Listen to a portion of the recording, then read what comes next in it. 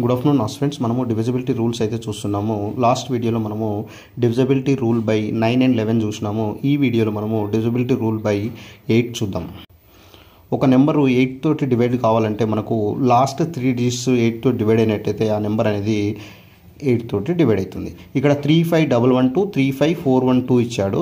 35,112 last 3 digits అంటే చూడండి 112 అంటే 112 అనేది 8 తో డివైడ్ అవుతుందో కాదా చూద్దాం. 8 1 8 8 4 32 అంటే 14 వచ్చింది. అంటే ఇక్కడ ఈ లాస్ట్ 3 డిజిట్స్ అనేవి 8 తో డివైడ్ అయింది కాబట్టి ఆ నెంబర్ అనేది 8 తోటి డివైడ్ అవుతుంది. So answer is 35112. ఇది చూడండి 35412 చెక్ చేద్దాం ఒకసారి. 35,412 లాస్ట్ 3 డిజిట్స్ అంటే 412, 8 5 40 అండ్ 12 ఉంది. 8 1 8 అంటే మనకి ఇంకా రిమైండర్ అనేది 4 వస్తుంది. అనేది 8 తోటి డివైడ్ కాలేదు కాబట్టి 8 తోటి లాస్ట్ 3 డిజిట్స్ డివైడ్ కాలేదు కాబట్టి ఆ నెంబర్ అనేది 8 తోటి డివైడ్ కాదు.